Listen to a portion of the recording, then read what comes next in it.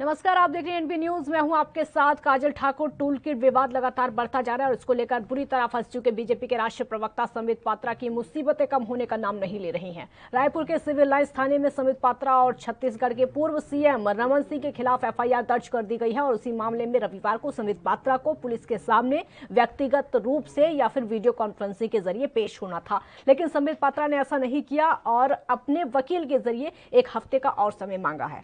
वैसे इस टूल के विवाद ने तूल तब पकड़ा था जब संबित पात्रा की तरफ से कह दिया गया था कि कांग्रेस ने एक ऐसी टूल किट बनाई है जिसके जरिए मोदी सरकार को बदनाम करने का काम किया जा रहा है। ट्वीट करके संबित पात्रा ने तब राहुल गांधी पर भी निशाना साधा था। उन्होंने साफ तौर पर कहा था कि राहुल लगातार कोरोना को लेकर जो भी ट्वीट करते हैं, वो जिस अंदाज में पीएम मोदी पर हमला करते हैं, वो सब कांग्रेस की टूल किट का हिस्सा है।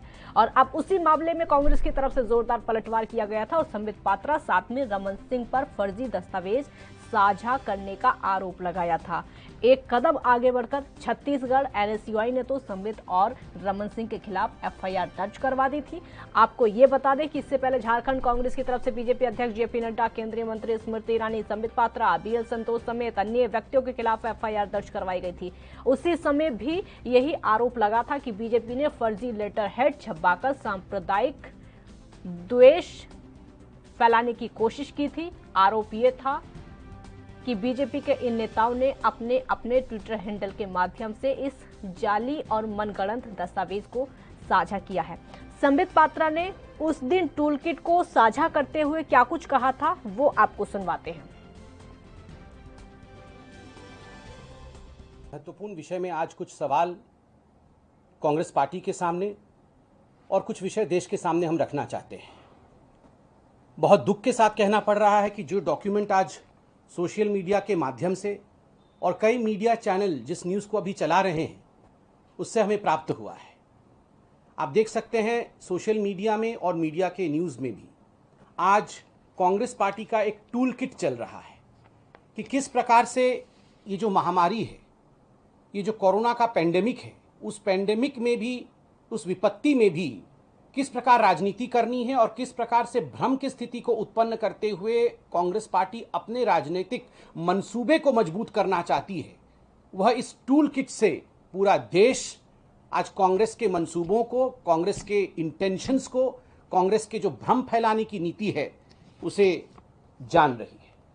मैं कुछ विषय यहाँ आपके सामने रखूंगा और आप देशवासी खुद निर्णय लीजिए कि किस प्रकार से कांग्रेस देश को, हमारे देश के सरकार को और कहीं ना कहीं देश के करोड़ों लोग जो अच्छा काम कर रहे हैं उनको अपमानित और बदनाम करने की चेष्टा कर रहे हैं।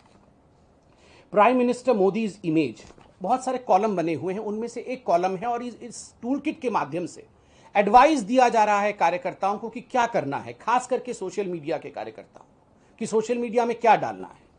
प्राइम मिनिस्टर मोदीज इमेज को लेकर एक कॉलम बना है और उसमें क्या लिखा है, use of dramatic pictures of funerals and dead bodies, which is already being done by foreign media. Such journalists can be facilitated by our local cadre in various districts to get the images and then reporting may be magnified. जो शव है, दाह संस्कार हो रहा है, किस प्रकार लोग बिलख रहे हैं, रो रहे हैं, डेड बॉडीज की चित्र को खींचे हमारे कार्यकर्ता और उसे भेजे। वैसे खुद ही के मान रहे हैं कि फॉरेन मीडिया ये कर रही है, मगर हमें इसे मैग्नीफाई करने की, इसे एम्पलीफाई करने की आवश्यकता है। मुझे बहुत दुख लग रहा है कि इस प्रेस कॉन्फ्रेंस को आज मैं कर रहा हूं, मगर ये जो चीजें सामने आई है ये दिल को हतप्रभ करने वाला विषय है। गिद्ध भी इस प्रकार से व्यवहार नहीं करता है जिस प्रकार से यहां कांग्रेस अपने टूल किट में अपने कार्यकर्ताओं को करने के लिए कह रही है कि आप मृतकों की तस्वीर लीजिए और इसको एम्पलीफाई और मैग्नीफाई करिए। बहुत ही निंदनीय है। The envelope can be pushed to start using demeaning phrases for Modi in intellectual discourse by friendly intellectuals and opinion makers so that they have great acceptability when used politically.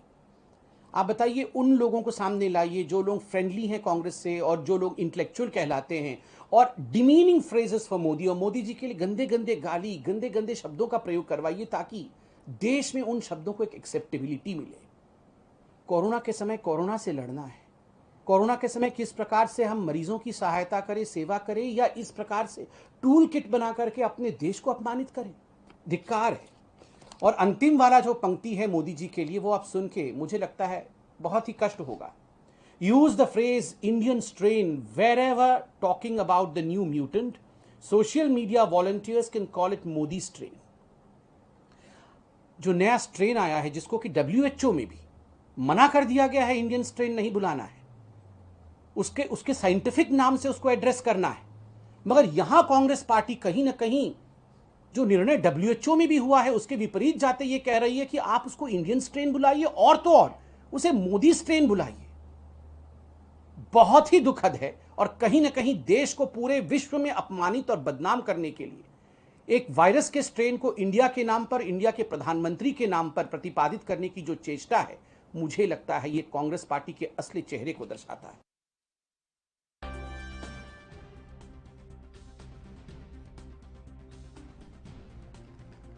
तो toolkit पर विवाद जारी है, सियासत भी भारी है। पूछताछ के लिए नोटिस जारी हुआ, लेकिन संबित पात्रा नहीं पहुंच पाए। पूछताछ पुलिस को करनी थी, लेकिन संबित पात्रा वहां पर पहुंचे ही नहीं, और ना ही वहां पर रमन सिंह पहुंच पाए, क्योंकि दोनों को पहुंचना था। छत्तीसगढ़ के जो पूर्व सीएम हैं उनको भी पहुंचना था, पुलिस को पूछताछ करनी थी, लेकिन दोनों में से कोई एक भी नहीं पहुंच पाया। और इसी बीच में हरियाणा के मुख्यमंत्री मनोहर लाल क्या कुछ कह रहे, सीधे आपको सुनवाते हैं। क्योंकि कुल मिलाकर के मेरा एक स्वभाव रहा है कि सत्ता को भोगने के लिए नहीं, सत्ता को सेवा का माध्यम ये बना करके और हम लोग आगे बढ़ रहे हैं। हमारे सभी उपस्थित अधिकारीगण, विशेष तौर पर डॉक्टर रेड्डी, डॉक्टर ध्रुव चौधरी और जो साथ में हमारे रोमल शेट्टी जी और हमारे युवा डिप्टी कमिश्नर करनाल के, जिन्होंने इस सारी योजना में बहुत भूमिका अपनी निभाई है, श्री निशांत यादव जी, हमारे सभी विधायकगण, करनाल जिले के हमारे तीनों विधायकगण वहाँ हैं, हमारे एसपी महोदय, अन्य सभी पार्टी के भी पदाधिकारी, और इस समय वीडियो कॉन्फ्रेंस का जुड़े हुए जितने भी सज्जन वृंद, मीडिया के लोग, हमारे पत्रकार छायाकार मित्र बंधु। आज के इस कार्यक्रम को मैं कह सकता हूँ कि आज की एक बहुत बड़ी महती आवश्यकता है। कहते हैं कि आवश्यकता आविष्कार की जननी होती है।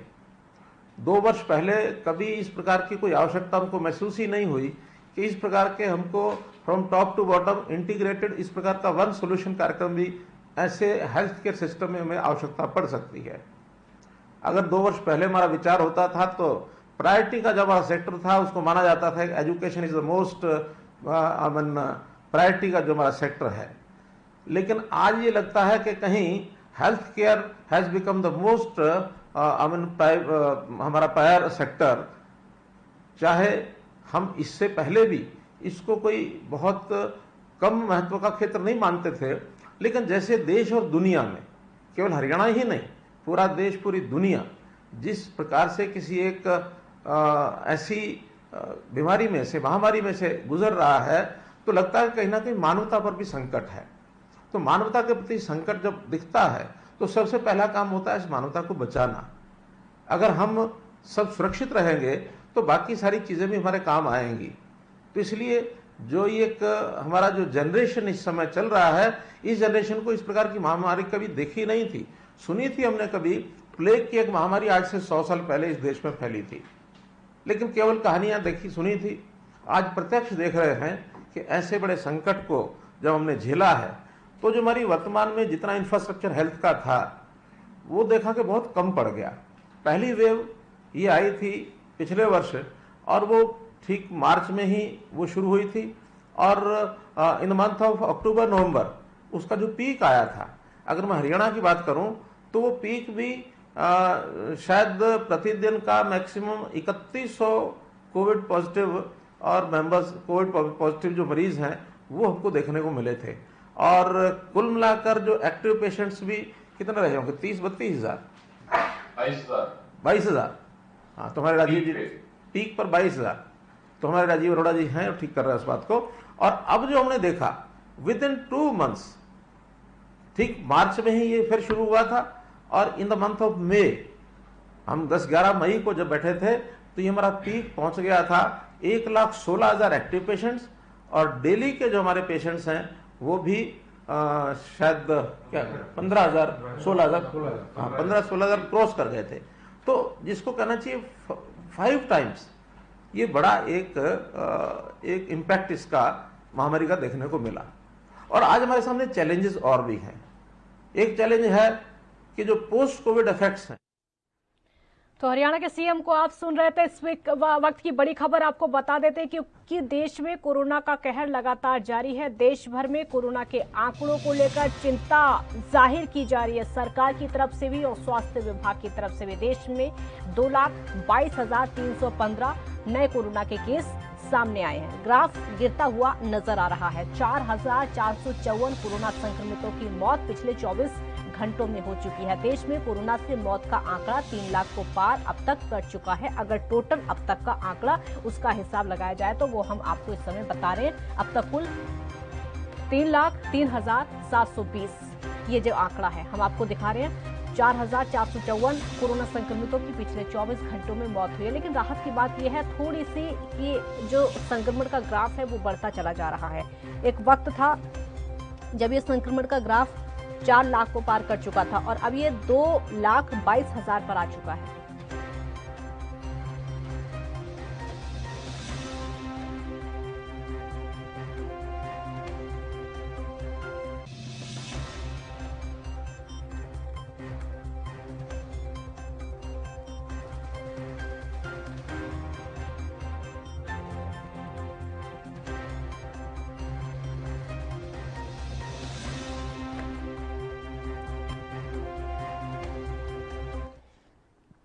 और मुद्दे पर वापस आते हैं चर्चा करने के लिए। हमारे साथ में इस समय राहुल आनंद बीजेपी का पक्ष रखेंगे। बहुत बहुत स्वागत है आपका। लखपत बटोला कांग्रेस का पक्ष रखेंगे, आपका भी बहुत बहुत स्वागत है। राहुल आनंद जी, पहला सवाल मेरा आपसे ही होगा क्योंकि टूल किट विवाद में संबित पात्रा तो पूरी तरीके से फंसते जा रहे हैं। अब पुलिस ने पेश होने को कहा पूछताछ के लिए, वहां पर भी पेश नहीं हो पाए, आपका रिएक्शन? सबसे अहम बात यह है कि जो टूल किट है और उसमें जो किया वो साथ के ट्विटर अकाउंट से, तो ये इस बात को कहीं ना कहीं सत्यापित जरूर करता है कि वो टूल किट जो तैयार की गई है वो इनके माध्यम से तैयार की गई है। दूसरी बात मैं बताना चाहूंगा, ये जो मैनिपुलेटेड वर्ड जो आया है, तो मैं आपको सबसे पहले ये बताना चाहूंगा आपके चैनल के माध्यम से कि Twitter is not the investigation agency, this is only the social media platform. So Twitter doesn't right to tell whether it is manipulated or whatever it is.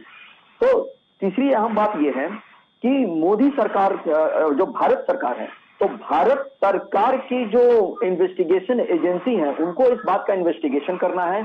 और जो मोविड पेंडेमिक वर्ड का सबसे ज्यादा राहुल गांधी इस्तेमाल करते आते हैं, वो भी वर्ड उस टूलकिट में वर्णित किया जा चुका है। बीमारी का नाम कोविड है और कोविड का नाम बदलकर उन्होंने मोविड पेंडेमिक का नाम दिया है। तो ये कहीं ना कहीं इस चीज का सत्यापित जरूर करता है। और रही बात संबित पात्रा जी के प्रेजेंट होने की, तो कोई अपरिहार्य कारण से वो प्रेजेंट नहीं हो पाएंगे, लेकिन जो पुलिस के द्वारा जो उनको फोकस नोटिस किया गया है, तो उससे वो अपनी प्रमुखता के साथ जवाब देने के लिए वो पक्ष में है, वो करेंगे भी, क्योंकि इससे दूध का दूध और पानी का पानी भी होगा। और एक अहम बात यह है कि जब भी इस प्रकार के असंवेदनशील मामले आते हैं तो उस समय कांग्रेस की राजनीतिक की जो स्तर है वो किस स्तर तक है, ये भी जनता के सामने प्रदर्शित करते हैं समय समय पर। और एक अहम बात यह है कि जो किसान आंदोलन को लेकर भी टूलकिट पेश की गई थी, इसमें भी कहीं ना कहीं इसकी पटकथा विदेशों में जाकर भी लिखी गई थी। तो ये जो पॉलिटिकल डीएनए की जो गड़बड़ी जो है वो यहाँ पे साफ सुथरा दिखाई दे रहा है। और इन्होंने एक अहम बात ये भी कही थी कि पीएम केयर फंड्स को लेकर बीजेपी की भी दिखाई दी। जब ट्विटर ने डिलीट कर दिया तो राजनीति तो वहां पर बीजेपी की भी दिखाई दी, मानसिकता तो बीजेपी की भी दिखाई दे गई। क्या था उसके पीछे? देखिए, ट्विटर ने विवाद बढ़ने पे उन्होंने ये स्टेप को उठाया था। लेकिन एक सोचने वाली बात यह है कि जब पीएम केयर फंड पे राहुल गांधी जी हर वक्त कमेंट करते रहते हैं और उसको लेकर ट्विटर पे बहुत ज्यादा एक्टिव रहते हैं, और खास करके उन्होंने ये भी कहा था कि whatever the things had been purchased during PM care fund, that is the zero, मतलब वो जीरो है, वो किसी प्रकार का नहीं है, वो बेकार की चीजें हैं। तो इसके ऊपर तो कभी ट्विटर नहीं करता कि मैनिपुलेटेड है, इसके ऊपर भी हमें जानकारी लेनी चाहिए कि वो क्या है नहीं है, जबकि पूरा देश देख रहा है कि पीएम केयर फंड का इस्तेमाल कहाँ और किन किन जगहों पर किया गया है। ये टूल किट बीजेपी की तरफ से मैनिपुलेटेड थी कि नहीं थी?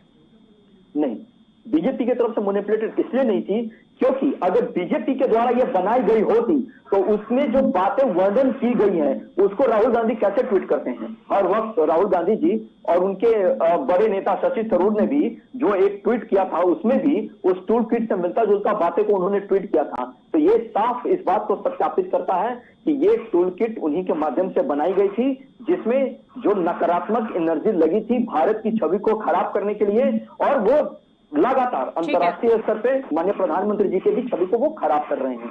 लखपत बटोला जी जवाब दीजिए। टूल किट को लेकर बीजेपी हार मानने को तैयार नहीं है। अब संबित पात्रा भले ही पेश हो या फिर ना हो जांच के लिए, पूछताछ के लिए, लेकिन उनका साफ तौर पर कहना है कि टूल किट जो थी वो कांग्रेस की तरफ से बनाई गई थी, जो कि बीजेपी को मिली है, जिसमें प्रधानमंत्री की, भारत सरकार की छवि बिगाड़ने की कोशिश की जा रही थी।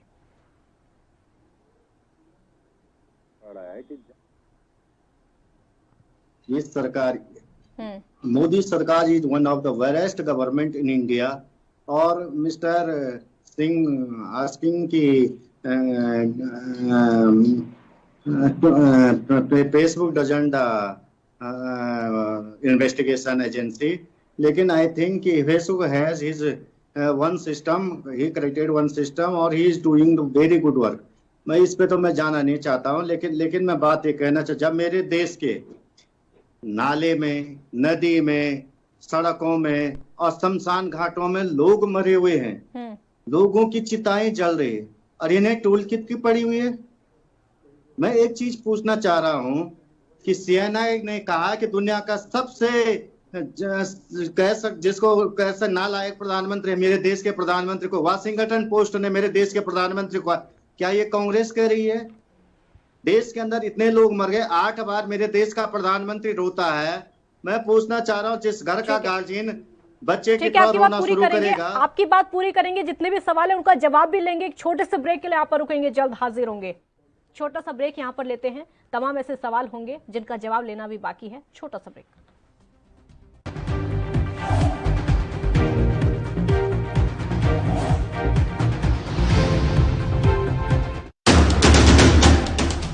राष्ट्र धर्म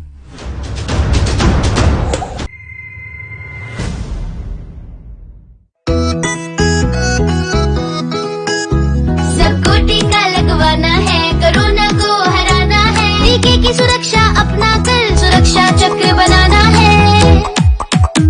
18 साल की उम्र हो, युवा हो या बुजुर्ग हो, एक पल भी सोचे बिना ये मौका नहीं गवाना है। सबको टीका लगवाना है, कोरोना को हराना है। टीका लगने के बाद भी सुरक्षा को अपना कर भी मास्क फिर भी लगाना है, 2 गज की दूरी निभाना है। सबको टीका लगवाना है, कोरोना को हराना है। मैंने कोविन एप्लीकेशन से अपना रजिस्ट्रेशन कराया और आज मेरा अपॉइंटमेंट मिल गया। पीजीआई में सब कुछ बहुत अच्छे तरीके से हुआ।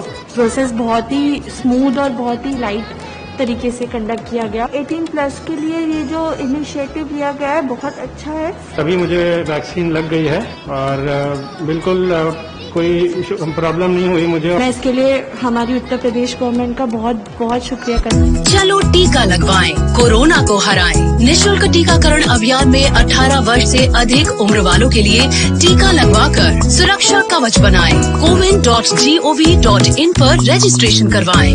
सूचना एवं जनसंपर्क विभाग उत्तर प्रदेश द्वारा जनहित में जारी।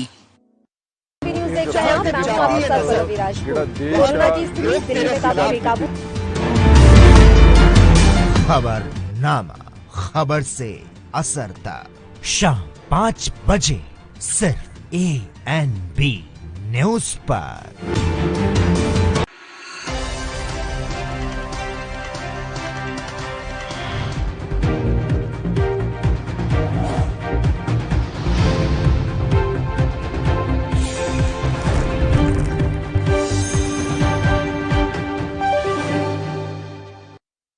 ब्रेक के बाद एक बार फिर स्वागत है आपका। भले ही बीजेपी के नेता फंस चुके हैं, लेकिन अभी भी टूल किट का जो विवाद है एक्सेप्ट करने को तैयार नहीं है बीजेपी की गलती उसमें बीजेपी की थी। भले ही कांग्रेस पूरी तरीके से जोरदार हमलावर है।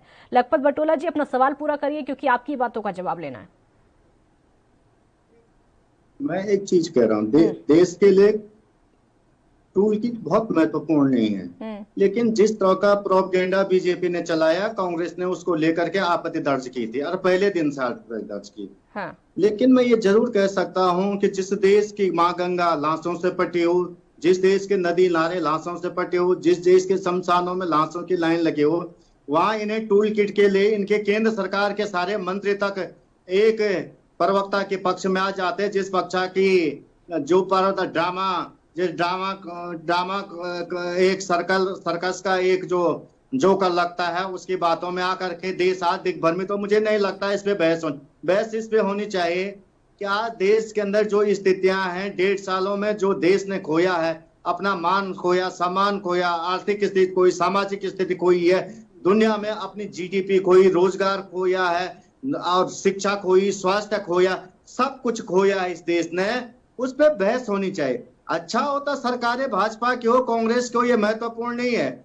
आज विदेशी मीडिया ये कह रहा है कि मेरे देश हिंदुस्तान के प्रधानमंत्री को हिंदुस्तान की जनता से ज्यादा अपनी छवि चमकाने की चिंता है, हिंदुस्तान की स्वास्थ्य व्यवस्था से ज्यादा, मरे हुए लोगों से ज्यादा चिंता उन्हें मैं किस तरह से अपनी इमेज बनाऊं, किस तरह से मैं टीवी चैनलों में आऊं, वो चिंता उन्हें ज्यादा है।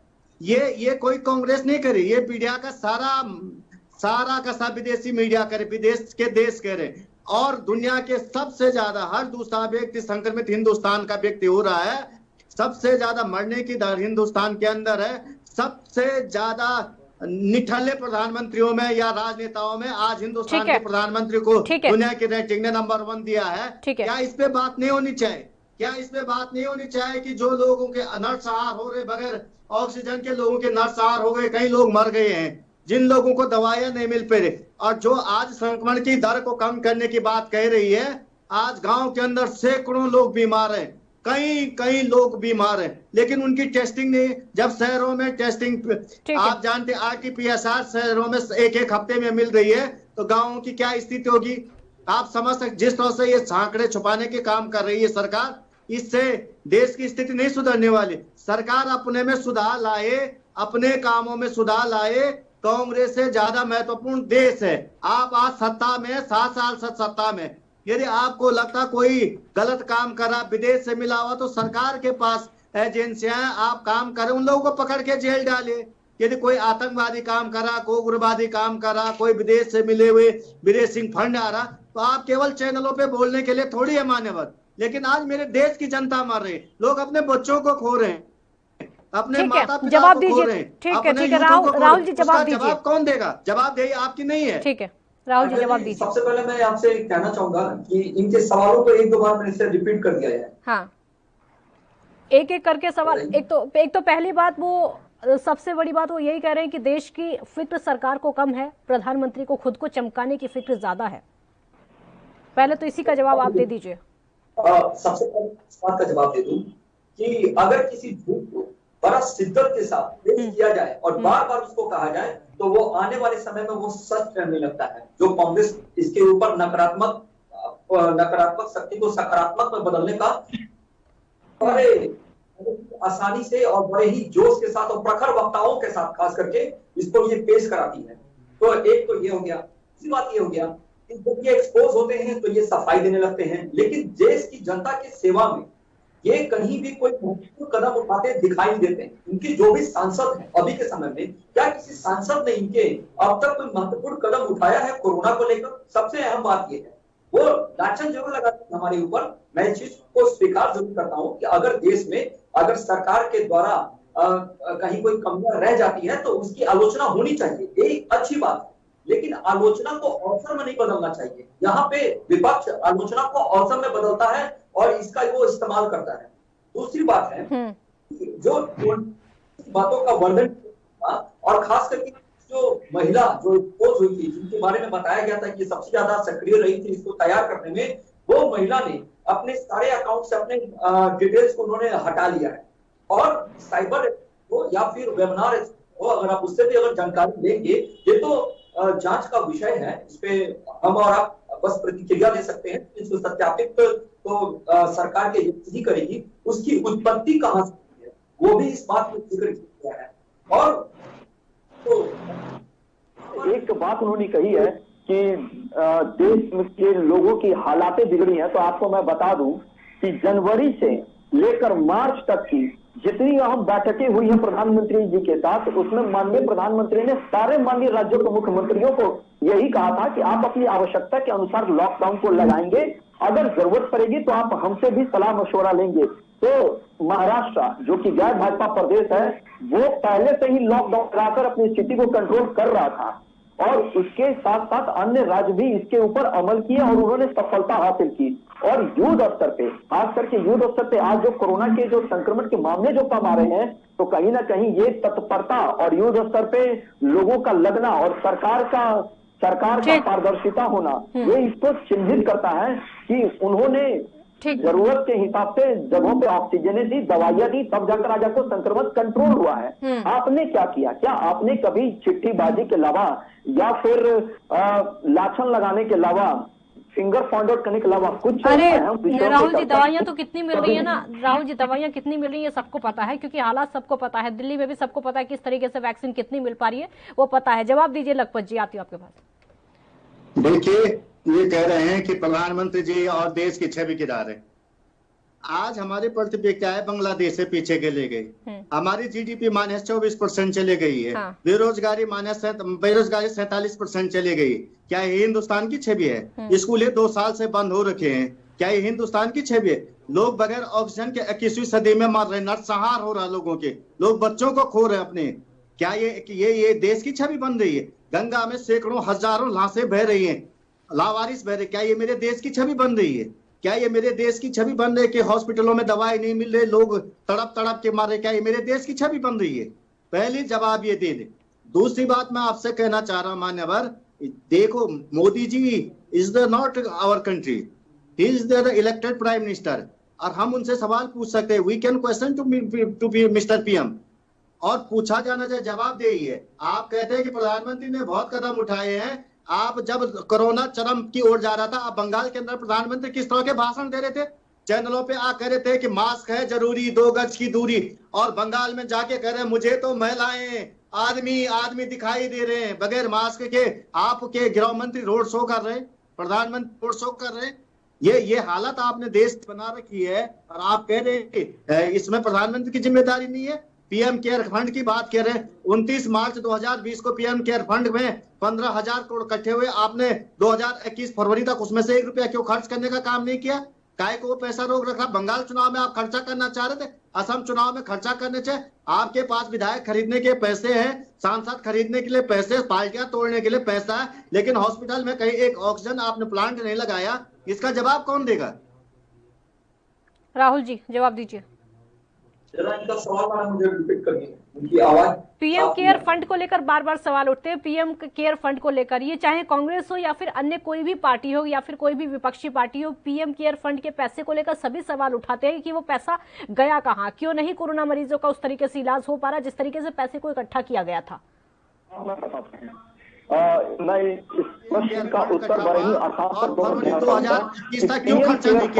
जो भी पैसे जमा किए गए थे, तो सबसे पहले उसके ऊपर इन्होंने अपनी प्रतिक्रिया और आपने देखा होगा ऑस्ट्रेलिया के खिलाड़ी ने जब पीएम केयर फंड को पैसा दिया था तो किस प्रकार से उनको घेरा गया था कि आप क्यों जमा कर रहे हैं। ठीक, ये भी एक दिखाता है, देश की दूसरी छवि को दिखाता है।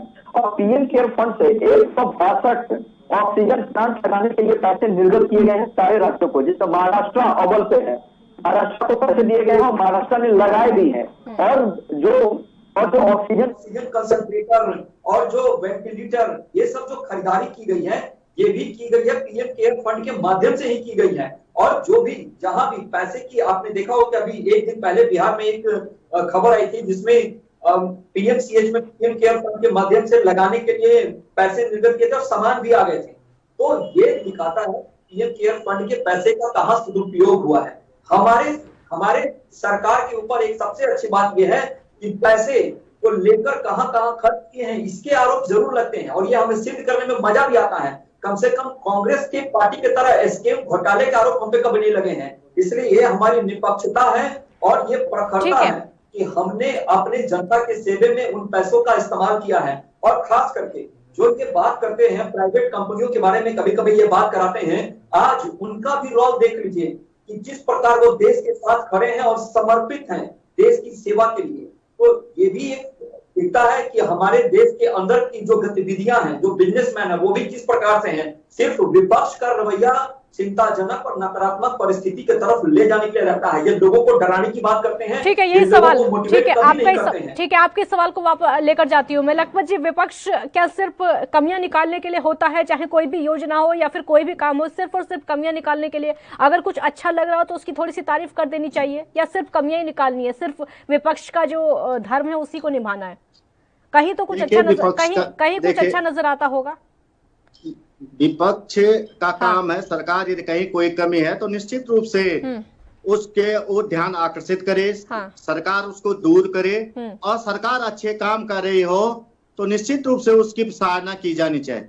लेकिन आप बताएं कि हमारे जिस तरह से श्रीनिवासन जी मदद करते हैं और ये पुलिस सीबीआई पूछने चले जाती है, हमारे लोग को ये कोविड में मदद कर रहे हैं, ये पुलिसों को भेजने का काम करते हैं, तो छोड़ ये एक इनका। लेकिन मैं ये पूछना चाह रहा हूँ, 7 साल में इन्होंने कौन सा अच्छा काम किया है? 7 साल में मेरे देश की जीडीपी बढ़ गई, मेरे देश की रोजगार बढ़ गया, मेरे देश के अंदर स्वास्थ्य सुविधाएं सुधरी हैं, मेरे देश के अंदर शिक्षा सुधरी है, मेरे देश के अंदर क्या विदेश नीति में, क्या विदेश में हमारे देश की स्थिति अच्छी बनी है? ये जो परिस्थितियां हैं जो देश आज भुगत रहा है, मुझे लगता है जो ये भाषण वीर और रोना चैनलों पे आकर के बार बार रोना और मीडिया के माध्यम से अपनी छवि बनाने का जो काम कर रहे हैं, ये हिंदुस्तान के गरीबों के काम आने वाली नहीं है। धरातल पे काम करने की जरूरत थी। आज मेरे देश के अंदर 27% से ज्यादा गरीबी पिछले 1.5 साल में बढ़ी है, गरीब लोग बढ़े हैं। इसके लिए कौन जवाब दे?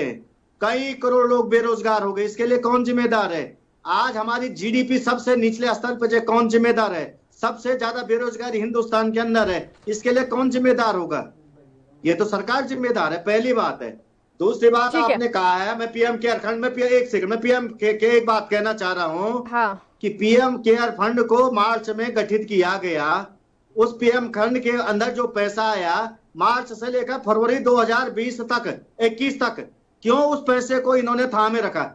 जितने इन्होंने उसके वेंटिलेटर देने का काम किया वो सारे के सारे एक ऐसी कंपनी को दिया जिसने कभी कुछ नहीं बनाया, सारे के सारे बेकार निकलने के। ऑक्सीजन प्लांट के लिए पैसा फरवरी मार्च में आप देने का काम करते राज्य सरकार। क्या एक दिन में ऑक्सीजन प्लांट लगता है? सरकार ने 1.5 साल में अपनी सुविधाएं क्यों नहीं बढ़ाई लोगों के अंदर? आपने WHO में कहा कि हिंदुस्तान ने कोरोना पे पूरी तरह से नियंत्रण पा लिया, प्रधानमंत्री कहते क्या ये नियंत्रण देश के अंदर पाया गया? आज ग्रामीण अंचलों की जो स्थिति है, जो दूर दराज गांवों के अंदर कई लोग मारे, उनका कौन रिकॉर्ड रख रहा है? जब आप शहर के क्षेत्र में, मैं आपसे राजधानी देहरादून के अंदर जब आपको ऑक्सीमीटर नहीं मिल पा रहा, देहरादून के अंदर जब आपको ऑक्सीजन नहीं मिल पा रहा, जब आपको हॉस्पिटल नहीं मिल पा रहे, तो आप ये बताओ दूर अंचल की स्थितियां क्या होंगी? ये सोचने वाली बात है। ठीक है, जवाब दीजिए राहुल जी। सवाल को पूछना चाह रहे हैं बिल्कुल, तो ये कहते हैं प्रधानमंत्री की चिंता पड़े। अरे आप देश के प्रति लॉयल रहिए, हिंदुस्तान के प्रति सोचिए, उस जनता के प्रति सोचिए जिन्होंने आपको वोट देकर के इस उम्मीद पे जिताया था कि आप कुछ बेहतर करेंगे, उनके जीवन को सुधारेंगे, उनके जीवन स्तर में कुछ बेहतर करने का काम करेंगे। आपको चैनल पर होने के लिए नहीं भेजा गया है, आपको व्यवस्था मजबूत करने के लिए नहीं भेजा, आपको व्यवस्था मजबूत करने के लिए भेजा गया था, इसलिए लोगों ने आप पे भरोसा किया था। ठीक है, जवाब सुन लीजिए। लखपति जी, आपसे मेरा अनुरोध है कि कुछ अपनी एनर्जी आप बचाइए, क्योंकि आपको मुझसे और भी सवालें करनी है, मैं सबका जवाब देता हूँ।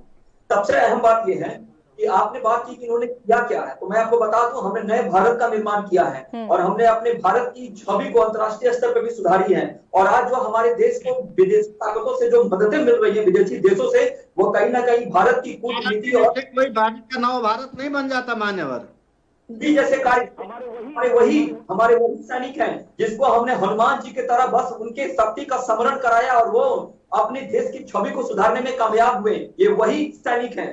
दूसरी बात, आपने चाइना पाकिस्तान को देखा, बैकफुट पे आ गए हमारे साथ। ये हमारा देश है, हमने ये परिवर्तन किया है और 80 करोड़ लोगों को जो खाद्यान्न, जो भारतीय खाद्य निगम, जो एक भारत सरकार की संस्था है, उसके माध्यम से लोगों को खाने पीने में तकलीफें ना हो, 80 करोड़ लोगों को भीख मांगने के लिए मजबूर कर दिया।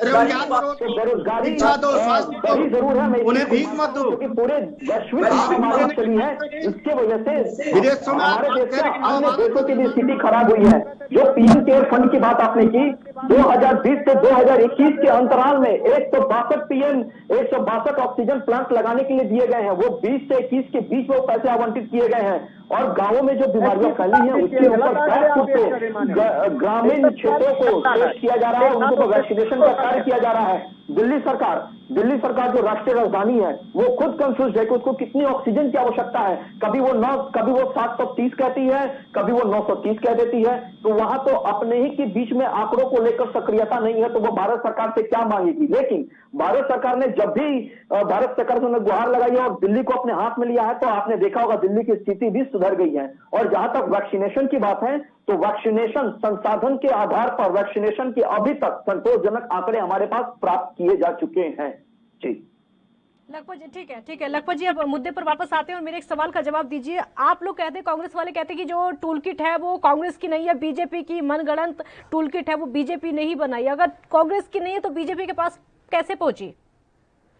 देखिए, एक बात आप समझ लीजिए, ये सरकार जब कोरोना में पूरी तरह नाकामयाब हो गई, लोगों का ध्यान बांटने का काम कर। हमने केवल एक चीज कहा, ये कूल किट कांग्रेस का नहीं, इसमें डिबेट करने की जरूरत ही नहीं है। नहीं, लेकिन वो तो कह रहे हैं कि कांग्रेस का है। डिबेट करने की जरूरत इसलिए क्योंकि वो कह रहे हैं कि कांग्रेस का है। वो कह रहे हैं ना कि कांग्रेस का है।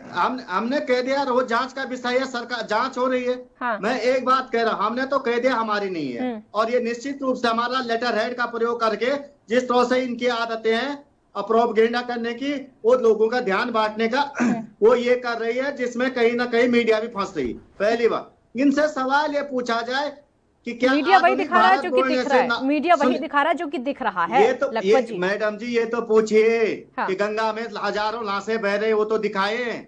लाशें दिखाई हैं, आपने शायद तस्वीरें नहीं देखी, हम लाशें भी दिखाते हैं। आपने शायद तस्वीरें नहीं देखी हैं लखपत जी, आपने शायद तस्वीरें नहीं देखी, हमने वो लाशें भी दिखाई हैं। मैंने देखी। ऑक्सीजन प्लांट के बगैर नरसंहार हो रहे हैं। इसके लिए केंद्र सरकार पे, प्रधानमंत्री पे केस होना चाहिए कि लोगों के लिए ऑक्सीजन के बगैर 21, आप कहते हैं 21वीं सदी भारत है।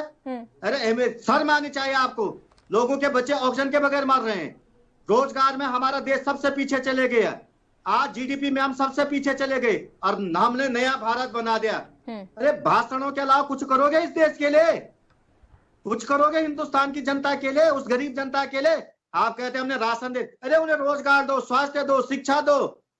उन्हें भीख मंगा बना दिया आपने 80 करोड़ लोगों को। आज उनके रोजगार छीनने के बाद वैक्सीनेशन की बात की जा रही है देश के अंदर। अमेरिका ने 33 करोड़ पॉपुलेशन पे 50 करोड़ वैक्सीनेशन फ्रीज किया, वैक्सीन फ्रीज कर दी थी। और हमारे देश में 15 करोड़ वैक्सीन बनती, 6.5 करोड़ पाकिस्तान और बांग्लादेश को देते कि बंगाल में चुनाव है।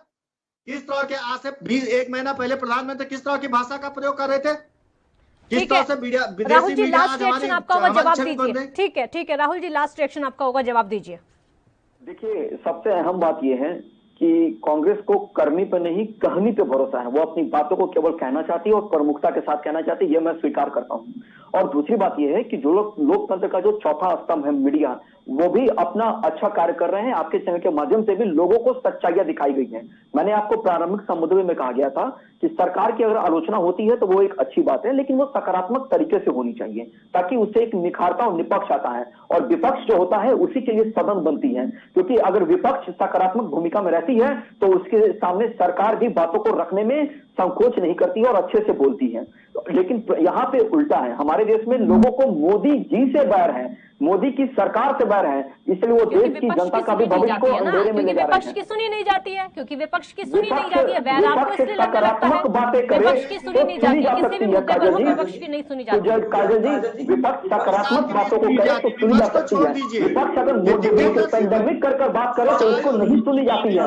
विपक्ष अगर कृषि कानून पर बहस करे, जबकि सरकार ने किया भी है, उस समय इनके राहुल गांधी एब्सेंट होते हैं सदन में और कहते हैं कि सरकार समय की कमी है। ठीक है, समय की कमी है। बहुत शुक्रिया आप दोनों का हमारे साथ जुड़ने के लिए। तो मोदी सरकार खुद को चमकाने में लगी हुई है, पब्लिक की चिंता नहीं करती है, सीधे सीधे विपक्ष का आरोप है।